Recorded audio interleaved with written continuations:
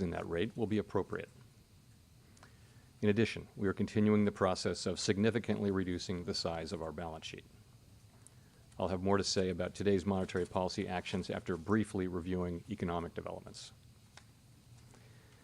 Overall economic activity edged down in the first quarter as unusually sharp swings in inventories and net exports more than offset continued strong underlying demand. Recent indicators suggest that real GDP growth has picked up this quarter, with consumption spending remaining strong. In contrast, growth in business fixed investment appears to be slowing, and activity in the housing sector looks to be softening, in part reflecting higher mortgage rates. The tightening in financial conditions that we've seen in recent months should continue to temper growth and help bring demand into better balance with supply. As shown in our summary of economic projections, FOMC participants have marked down their projections for economic activity, with the median projection for real GDP growth running below 2% through 2024.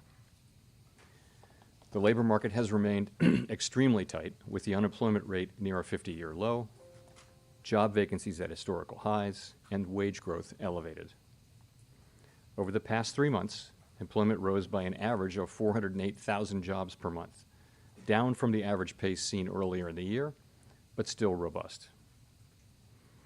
Improvements in labor market conditions have been widespread, including for workers at the lower end of the wage distribution, as well as for African Americans and Hispanics. Labor demand is very strong, while labor supply remains subdued, with the labor force participation rate little changed since January. FOMC participants expect supply and demand conditions in the labor market to come into better balance, easing the upward pressures on wages and prices.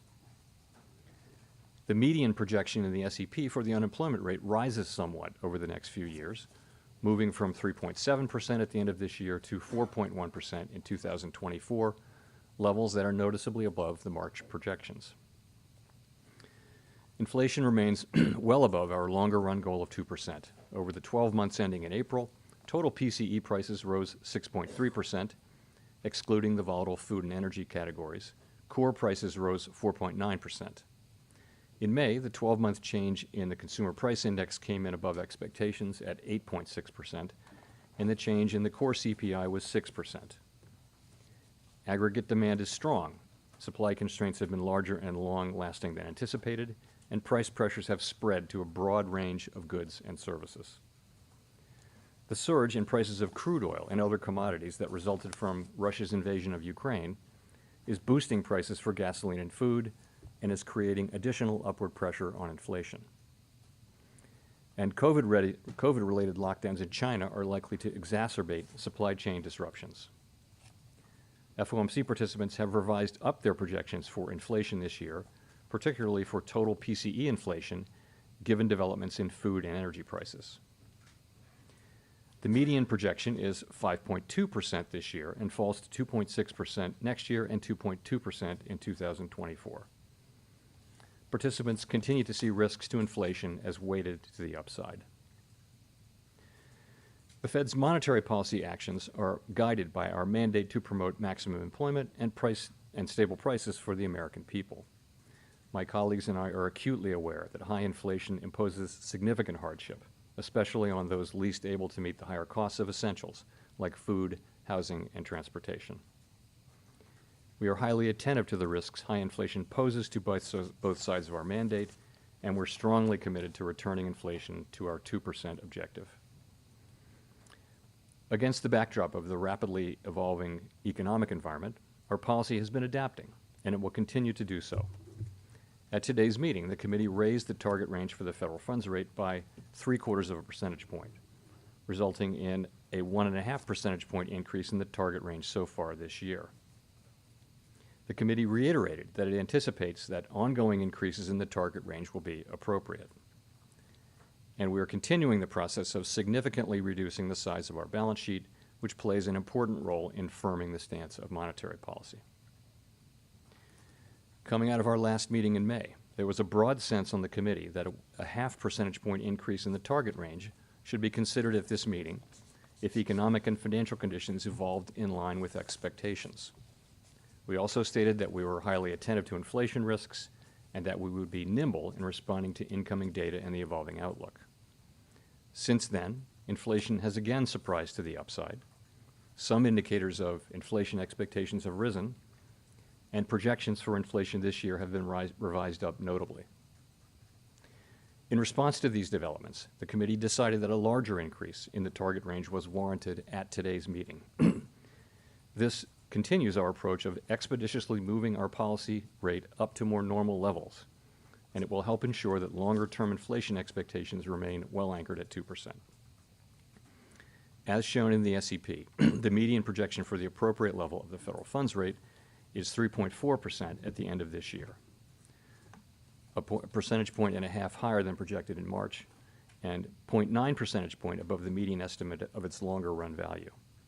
The median projection rises further to 3.8% at the end of next year and declines to 3.4% in 2024, still above the median longer run value.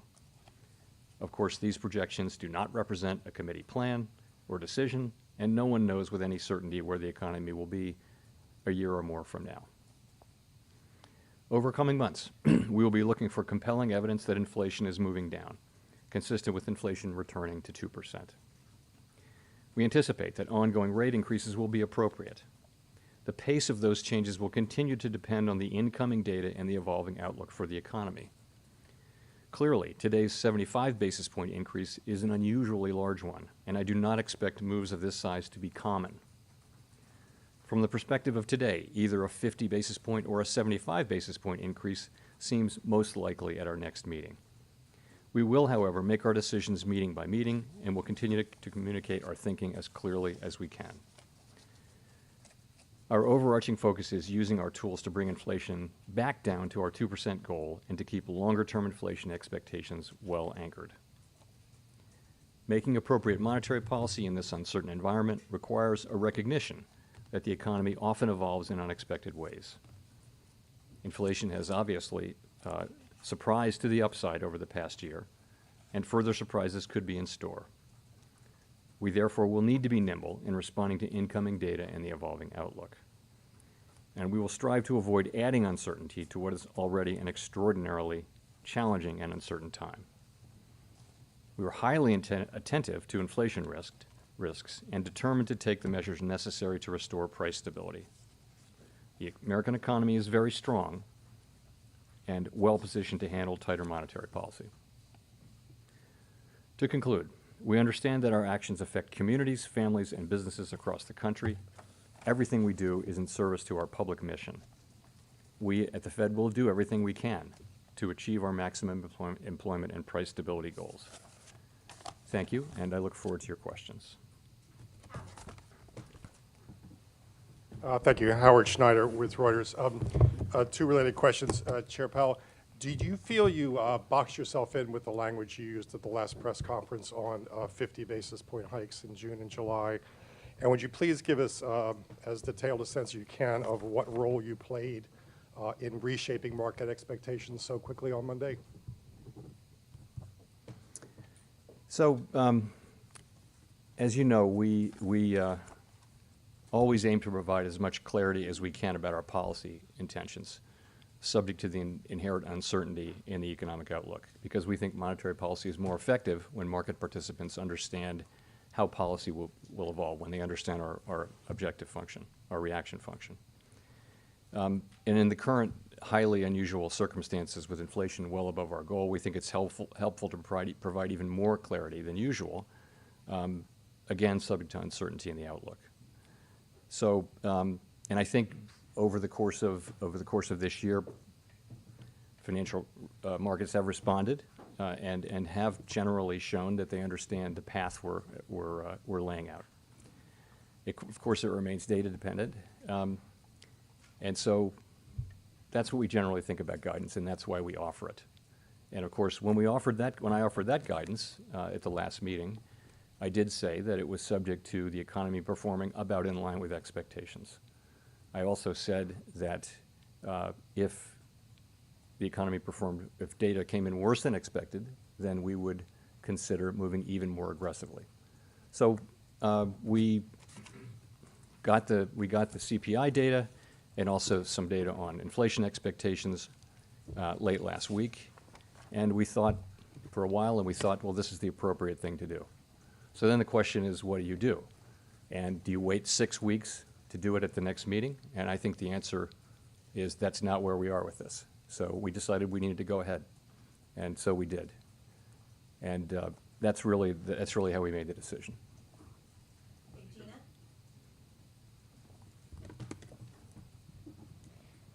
Thanks for taking our questions. Gina Smirlik with the New York Times.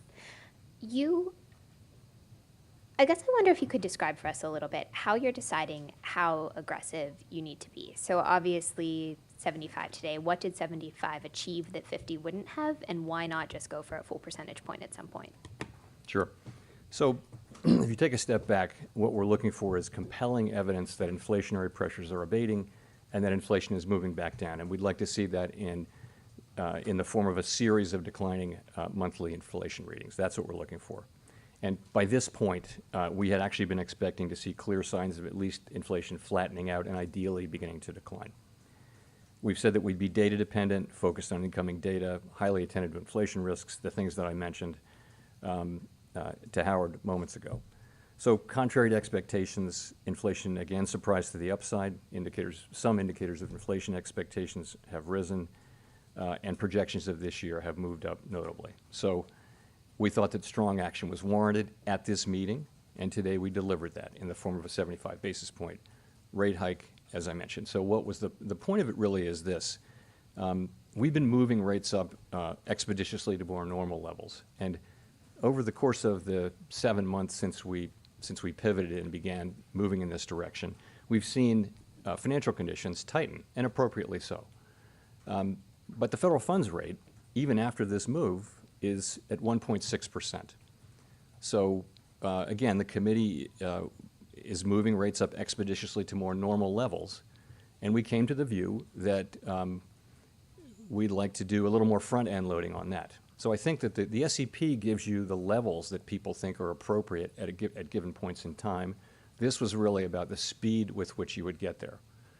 So as I mentioned, we 75 basis points today. I said the next meeting could well be about a decision between 50 and 75. That would put us at the end of the July meeting, in that range in that more normal range, and that's a desirable place to be because you begin to have more optionality there about the speed with which you would proceed going forward. Just talking about the SEP for a second, what it really says is that committee participants widely would like to see policy at a modestly restrictive level at the end of this year. And that's 6 months from now. And so much data and so much can happen. So remember how highly uncertain this is. But so that is generally a range of 3 to 3.5%. That's where people are. And that's what they want to see, knowing what they know now and understanding that we need to show resolve, but also be flexible to incoming data as we see it. If things are better, we don't need to do that much. And if they're not, then we either do that much or possibly even more. But in any case, it will be very data dependent. Then you're looking at next year, and what you're seeing is people see a bit more tightening in a range of maybe 3.5% to 4%. And that's generally what people see as the appropriate path for getting inflation under control and starting back down and then getting back down to 2%. So 75 basis points seem like the right thing to do at this meeting, and that's what we did. Steve Leisman, CNBC. Thank you for taking my question, Mr. Chairman. You have not used the phrase in a long time, monetary policy is in a good place, which is a phrase that you used to use often. Now that the committee is projecting 4% or 3.8% next year in terms of the funds rate, which is similar to where the market is now, the futures market of 4% funds rate next year, do you think that's a level that is going to be sufficiently high enough to deal with and bring down the inflation problem? And just as a follow-up, could you break that apart for me? How much of that is restrictive, and how much of that is a normal positive rate that ought to be embedded or not, in your opinion, in the funds rate? Thank you. Sure. So the question really is, how high does the rate really need to go? And this is, the estimates on the committee are in that range of 3.5% to 4%. And how do you think about that? Well, you can think about the longer run neutral rate. You can compare it to that, and we think that's in the mid-twos. You can look, frankly, at broader financial conditions. You can look at, asset prices. You can look at the effect you're having on the economy, rates, asset prices, credit spreads. All of those things go into that. You can also look at the yield curve and ask all along the yield curve, where is the policy rate? So for much of the yield curve now, real rates are positive. That's not true at the short end. At the short end of the yield curve in the early years, you don't have you have negative rates still. So that really is one data point. It's one part of financial conditions. So I think I have to look at it this way. We move the policy rate, that affects financial conditions, and that affects the economy.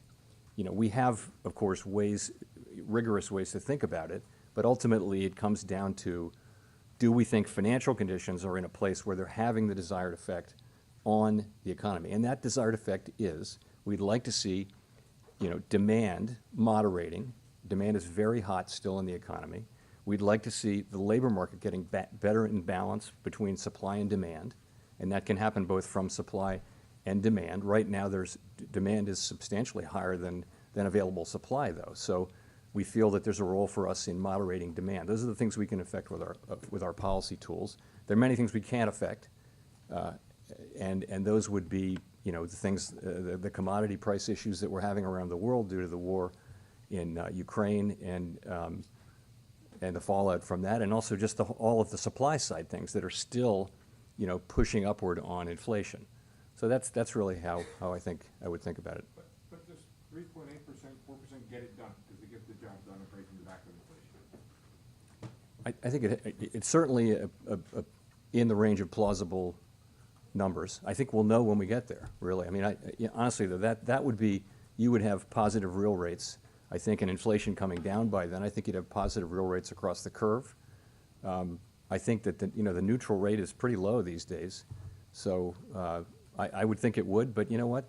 We're going to find that out empirically. We're not going to be completely model driven about this. We're going to be looking at this, keeping our eyes open and reacting to incoming data, both on financial conditions and on what's happening in the economy.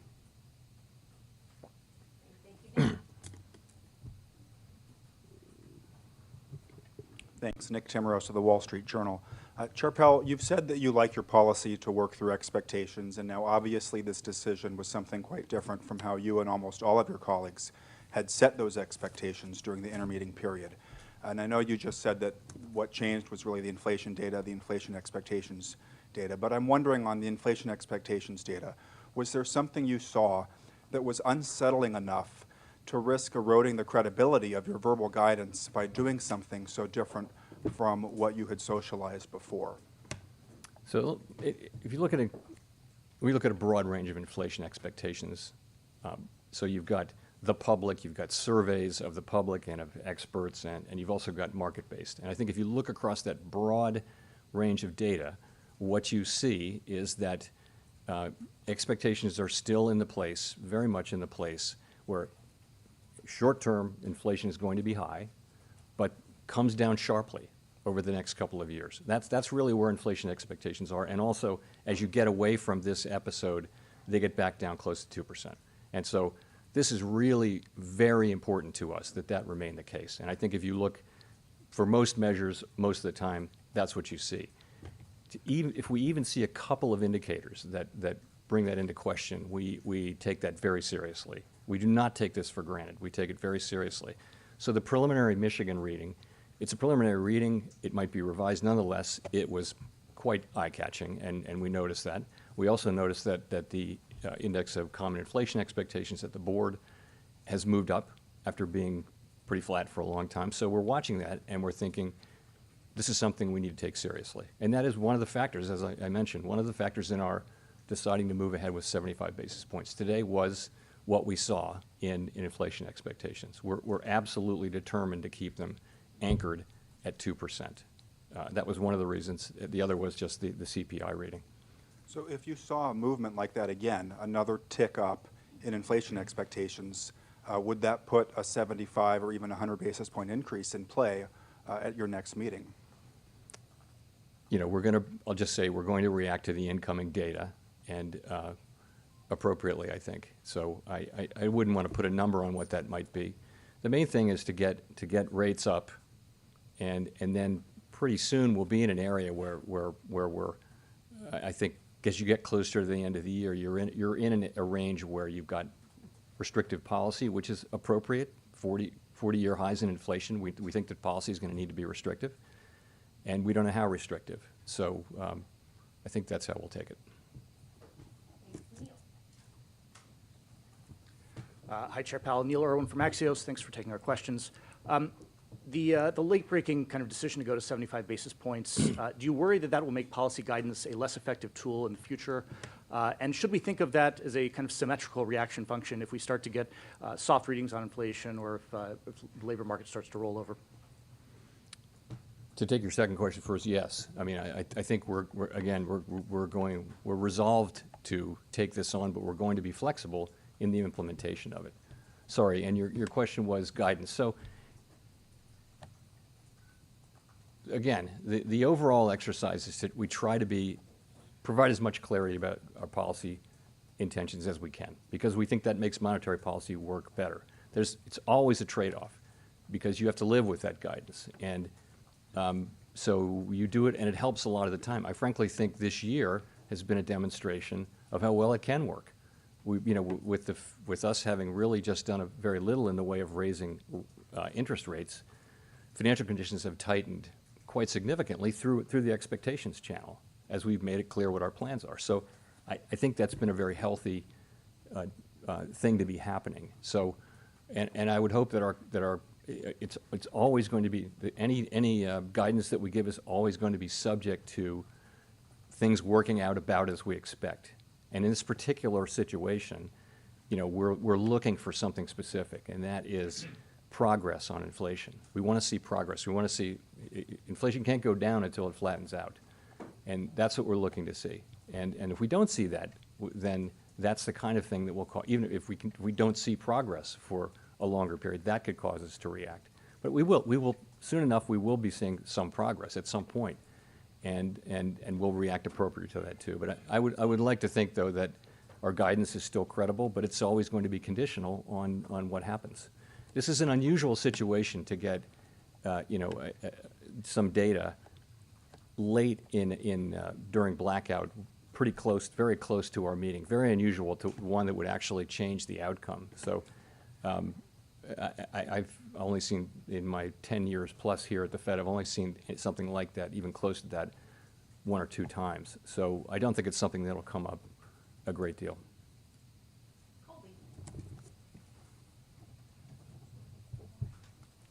Thank you so much for taking our questions. Colby Smith with the Financial Times. On the clear and convincing threshold for the inflation trajectory, what is the level of realized inflation that meets that criteria? And how is the committee thinking about the potential trade-off of much higher unemployment than even what's forecasted in the SEP if inflation is not moderating, at this acceptable pace? Sorry, the second part I didn't get. What's the potential trade-off with higher unemployment than even what's forecasted in the SEP if inflation is not moderating at an acceptable pace? Right.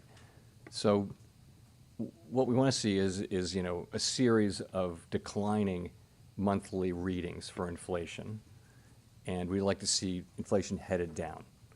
So, and right now our policy rate is well below neutral, right? So, soon enough we'll have our policy rate. Let's assume the world works out about like the SEP says. The policy rate will be up where we think it should be, and then the question would be, do you slow down? Does it make you, you'll be making these judgments about, is it appropriate now to slow down from 50 to 25, let's say, or speed up? So that's the kind of thinking we'll be doing, and we're looking, ultimately, we're not going to declare victory until we see a series of these, really see convincing evidence, compelling evidence that inflation is coming down. And that's what I mean by, that's what it would take for us to say, okay, we think this job is done, because we saw, and frankly, we saw last year, inflation came down over the course of the summer and then turned right around and went back up. So I think we're going to be careful about about declaring victory. But again, the implementation of our policy is going to be flexible and sensitive to incoming data. Are you more concerned now that to bring down inflation, it's going to require more than just some pain at this point? So again, I think that I do think that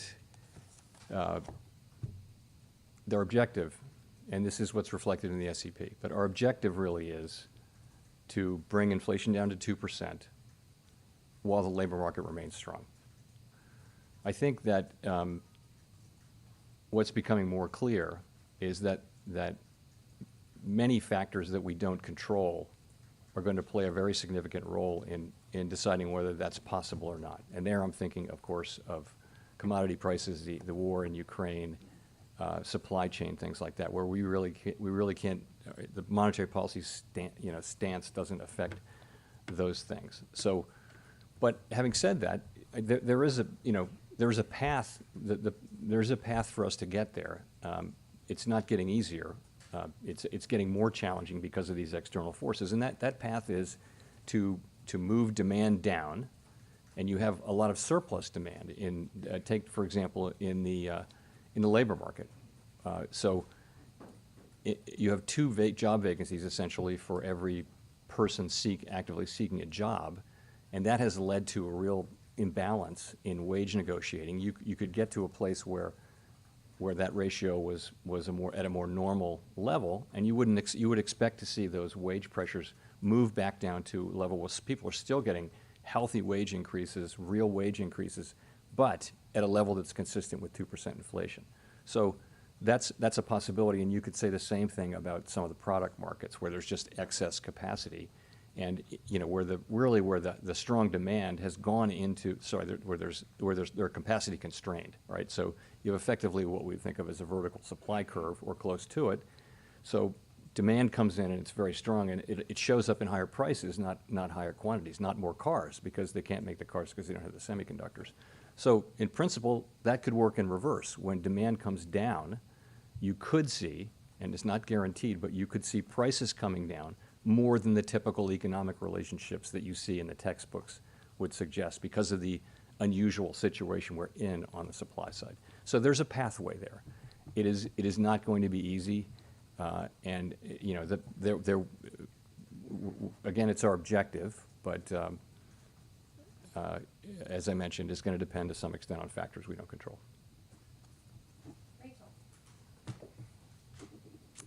Hi, Chair Powell. Thank you for taking our questions. Rachel Siegel from the Washington Post. So the new projections show the unemployment rate ticking up through 2024. Is a higher unemployment rate necessary in order to combat inflation? And what is lost if the unemployment rate has to go up and people lose their jobs in order to control inflation? Thank you. So you're right. In the SEP, we have unemployment going up to the median is 4.1%. There are, of course, a range of actual forecasts, and I would characterize that if you were to get inflation down to, on its way down to 2%, and the unemployment rate went up to 4.1%, that's still a historically low level. We hadn't seen unemployment rates below 4% until a couple of years ago. We'd seen it for like 1 year in the last 50. So the idea that 3.6% is historically low in the last century. So a 4.1% unemployment rate with inflation well on its way to 2%, I think that would be I think that would be a successful outcome. So we're not looking to have a higher unemployment rate, but I would say that I would certainly look at that as a successful outcome. Does that include people losing their jobs, or? We don't seek to put people out of work.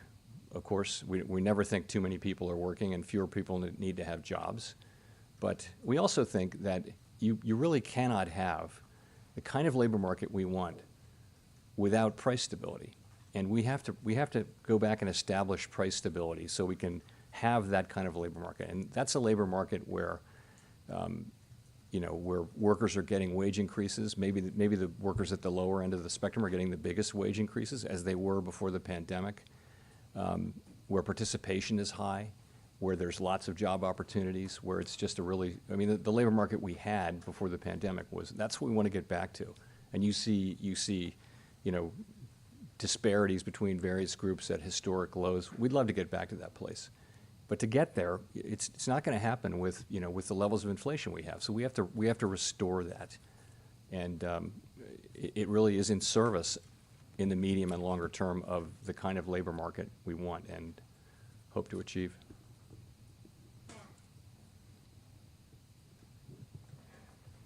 Hi, Chair Powell. Matthew Bosa with Bloomberg. So as you just mentioned, the committee is now projecting a 0.5 percentage point rise in the unemployment rate and the SEPs over the next couple years. And it removed a line from its policy statement about thinking that the labor market can remain strong while it tightens policy. You just mentioned that that is still your objective, though. So I'm wondering if you could explain why that line was removed from the statement, and also whether this means the FOMC is trying to induce a recession now to bring inflation down. Not trying to induce a recession now. Let's be clear about that. We're trying to achieve 2% inflation consistent with a strong labor market. That's what we're trying to do. So let me talk about that sentence. Clearly, it's our goal to bring about 2% inflation while keeping the labor market strong, right? And that's kind of what the SEP says. That the SEP has inflation getting down to a little above 2% in 2024 with unemployment at 4.1%. So, and this is a strong labor market. This is a good labor market. And as I mentioned, there are pathways to do it.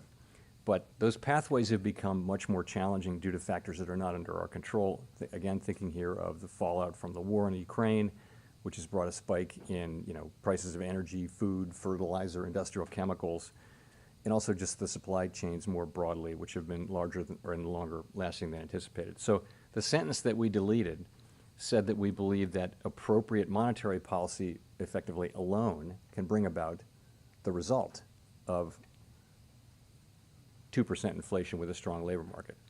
And so much of it is really not down to monetary policy. It just didn't, the sentence isn't, it kind of says on its face that monetary policy alone can do this.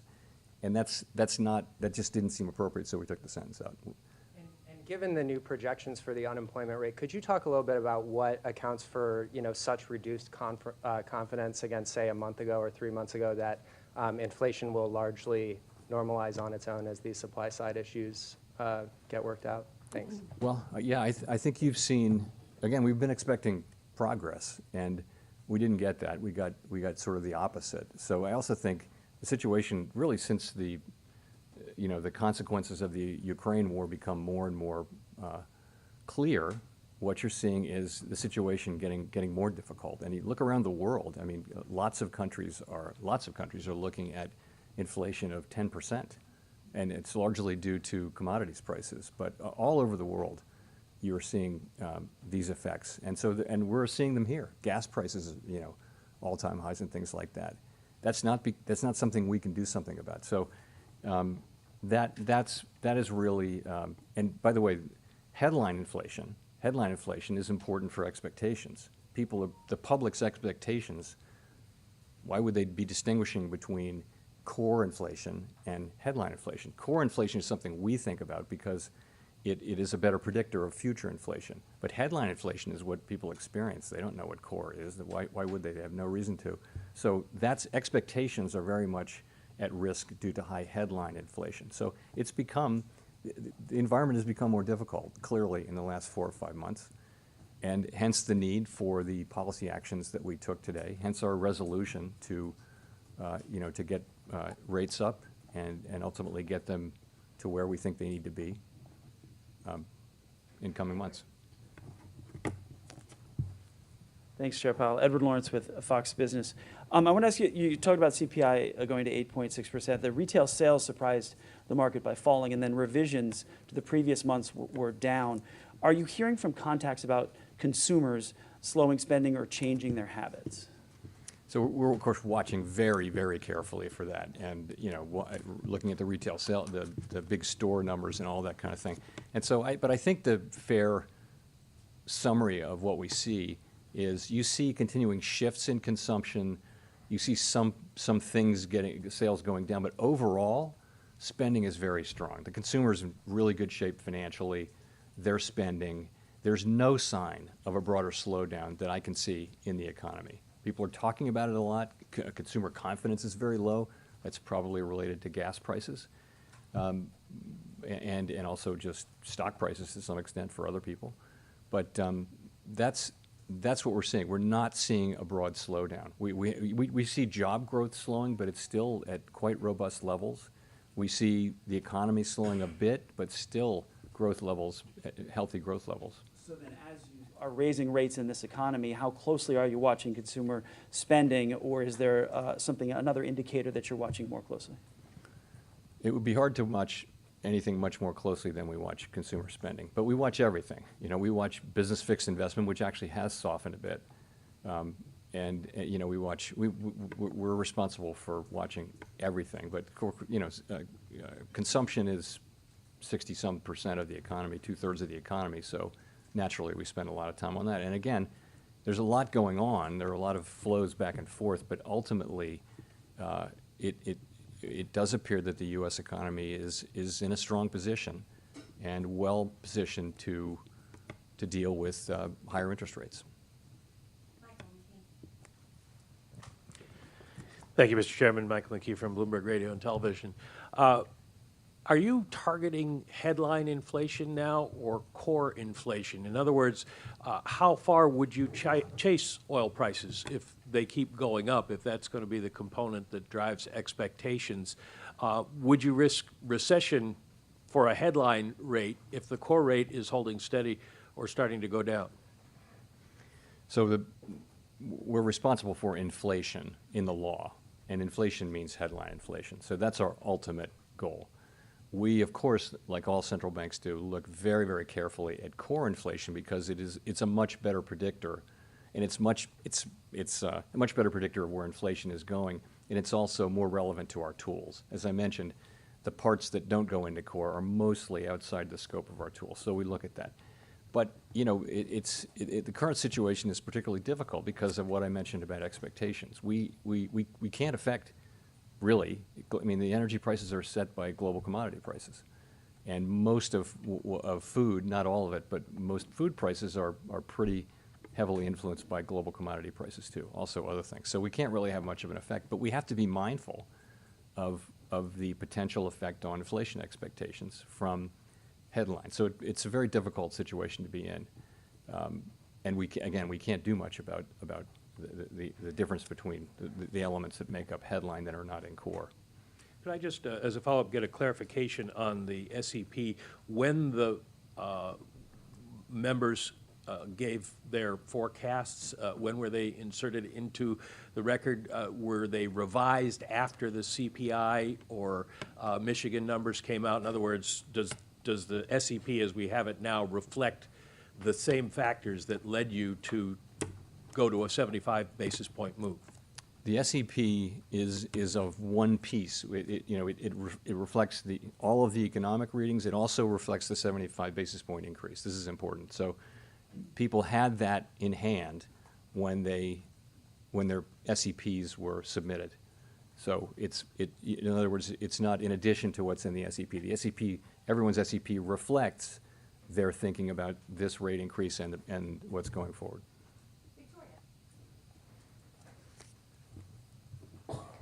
Hi, Victoria Guida from Politico. I wanted to ask about how you're measuring progress, especially since you've now started front-loading rate hikes more. You've talked about how you want to see inflation coming down over a series of reports, and I guess I'm curious whether you think inflation data itself is a really good indicator, or whether you might be concerned that it's a lagging indicator, or that it might send confusing signals given that, as you've talked about, there are sort of supply and demand aspects. And I guess my question is, do you think that inflation data will tell you when you've gone to where you need to go, or do you just feel like maybe it's better to overshoot than to undershoot? So I think the role that we can play, maybe the way to get at it is to say that the role that we can play is around demand, right? So, and we'll be able to see the areas that we can affect are those that are associated with excess demand. And we'll be able to see our effect on, for example, job openings in real time. So, and that would tell us about wages. Wages are not principally responsible for the inflation that we're seeing, but going forward, they would be very important, particularly in the service sector. So, sorry, I'm not sure I'm getting to your question. My question is inflation data itself the best indicator for when you're getting to where you need to go, or might it lead you to go too far? There's always a risk of going too far or going not far enough.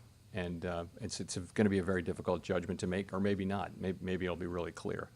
But we're quite mindful of the dangers.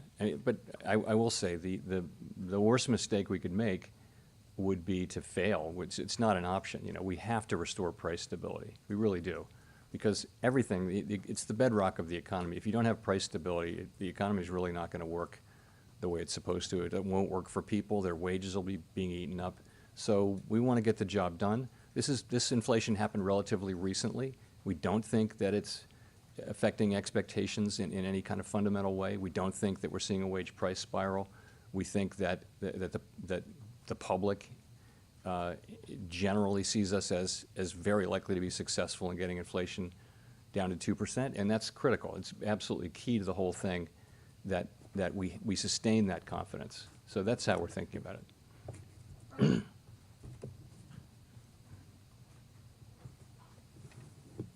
Hi, Brian Chung with Yahoo Finance. I just want to expand, I guess, on what you just said now about the general public feeling like you can get this done. When you talk about consumer sentiment being down, household inflation expectations being up, recession just broadly being dinner table talk, does the general feel among American households and also businesses square with your explanation of the economy, given that the description of inflation in the statement didn't change between May and June? Thanks. So clearly, people don't like inflation a lot, and many people are experiencing it really for the first time, because we haven't had anything like this kind of inflation in 40 years, and it's really something people don't like, and they're experiencing that, and that's showing up in surveys and in all kinds of ways. And we understand that, and we understand the hardship that people are experiencing from high inflation, and we're determined to do what we can to get inflation back down. So that's really what we're saying. Clearly, it's an incredibly unpopular thing, and it's very painful for people.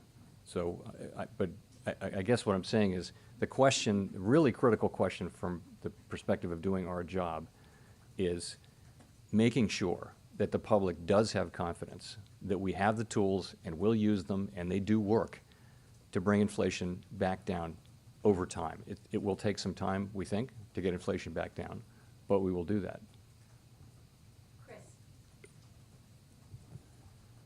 Thank you. Chris Rugaber at Associated Press. You have talked about inflation a few times and mentioned oil prices, China lockdowns. But aside from rises in commodity prices such as gas prices, we're also seeing stickier measures of inflation increasing, such as the Cleveland Fed's median and trimmed mean CPIs. I mean, how persistent do you see those underlying measures of inflation, and how do you expect to, and where do you see those going in the near future? Yeah. So, as I mentioned, I think in my opening statement, the inflation has started off in quite narrow, very directly pandemic-related areas, and it's spread now broadly across the economy and into the services sector as well. It was really in the goods sector at the beginning. In particular, you're seeing in travel now, if you've flown on a plane lately, planes are very full and plane tickets are very expensive. Some of that will be passed through of energy prices, but so you're experiencing services inflation. Shelter inflation is high. So the question, and you see the Cleveland measure going up, and many other measures are going up. So it's a time when we're not seeing progress, and we want to see progress, and that's really another part of why we did what we did today, and why the SEP looks like it does, is that we see it as appropriate to get the policy rate up to restrictive levels, which would be, in the thinking of the committee, somewhere in the range of 3 to 3.5% by year end, and then after that, you see what the rest of the SEP says. So I hope that's responsive to your question. Nancy.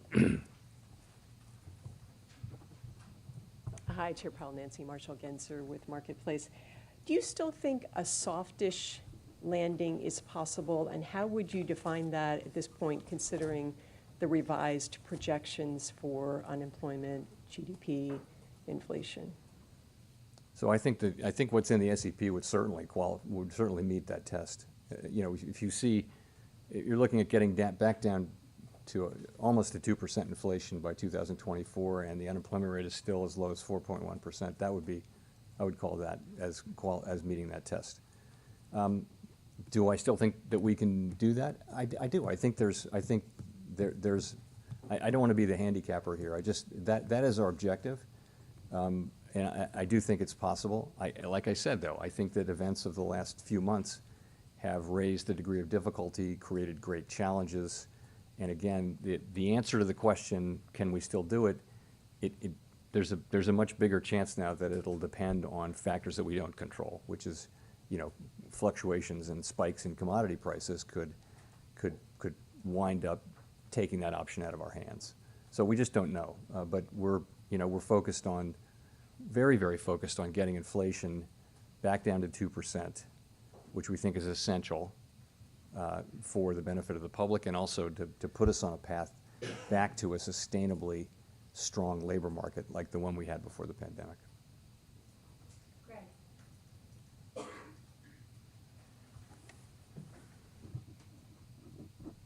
Thank you. Greg Robb from MarketWatch. Chair Powell, I was wondering if you could talk a little bit more. You know, economists are worried that you're kind of hitting the economy with a sledgehammer, and that now there's even more risk of a recession than a 50-50 path of rates. So could you talk a little bit more about that, and what evidence would get you to stop rate hikes and maybe even reverse them? Sure. So, as I mentioned, financial conditions have tightened over the last 7 months, and that's a good thing, we think. But the federal funds rate, even after this increase, is at 1.6%. So it's hard to see how that is too high of a rate. And even if we did another, you know, we're going to get here by the end of the summer somewhere in the twos probably. Still, that's still a low rate. So that's not a rate that is calculated to bring a recession on. And by then we'll have seen a whole lot more data. As I mentioned a couple times, the committee's views are around a modestly restrictive stance, which would be in the 3 to 3.5% range by the end of this year. But that's you know, conditioned on that being the appropriate thing to do. If we see data going in a different direction, it'll be reflected in our policy, as you see today. You know, we'll be watching if things go in a direction we don't expect, then we're going to adapt. And I would say this is a highly uncertain environment, extraordinarily uncertain environment. So again, we'll be determined and resolved, but flexible.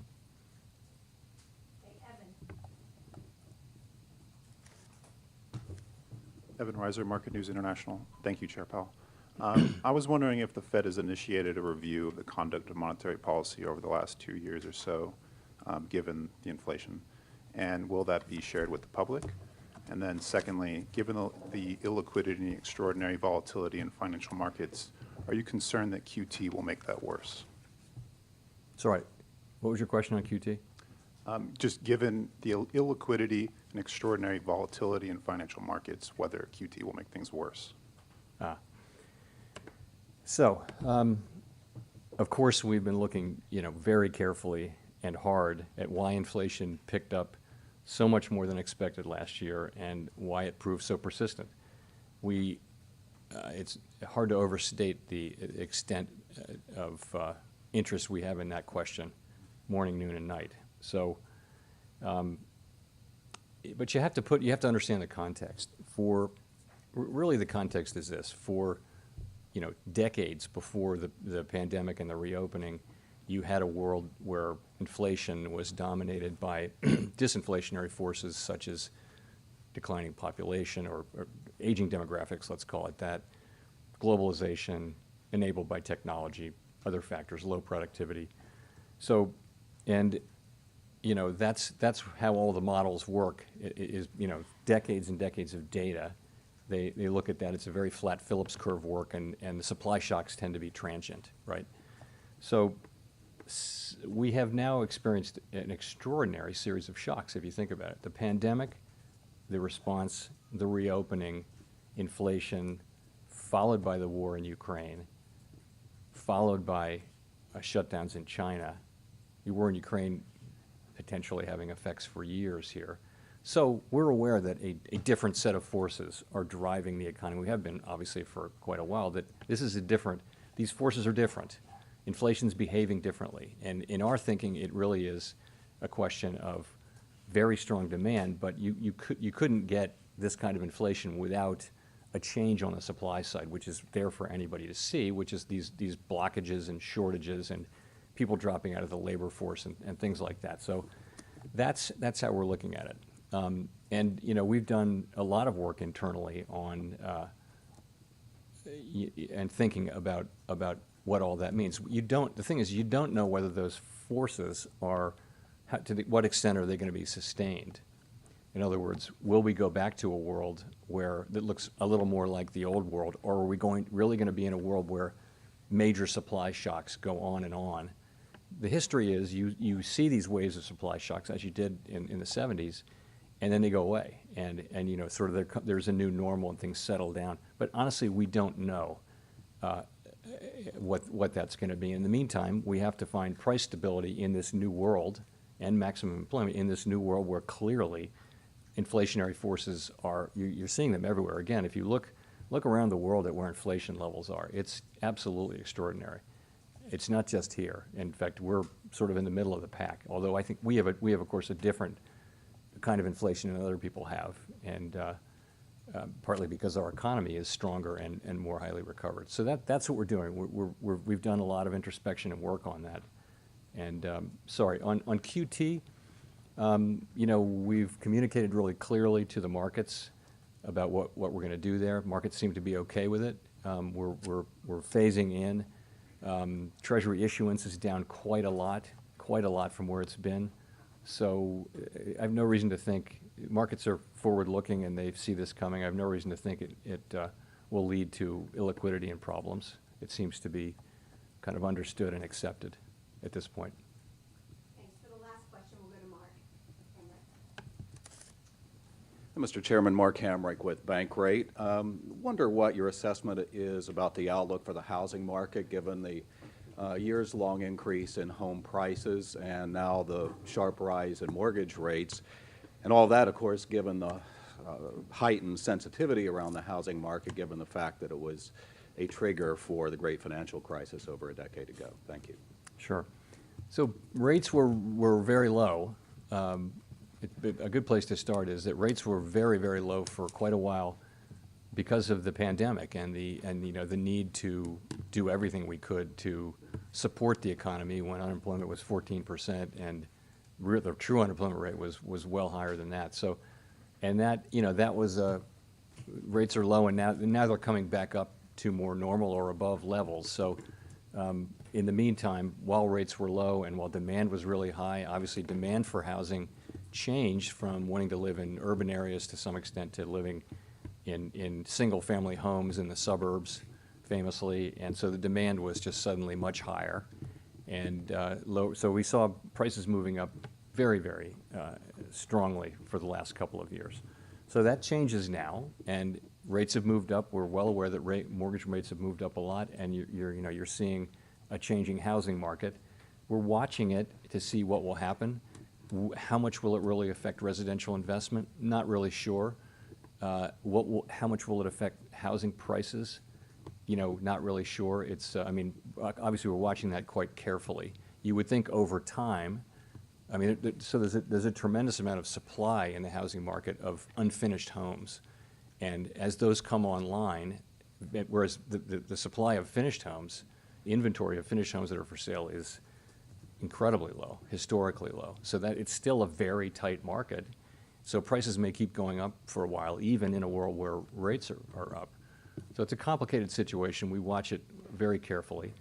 I would say if you're a home buyer, somebody or a young person looking to buy a home, you need a bit of a reset. We need to get back to a place where supply and demand are back together, and where inflation is down low again, and mortgage rates are low again. So this will be a process whereby we ideally we do our work in a way where the housing market settles in a new place, and housing availability and credit availability are at appropriate levels.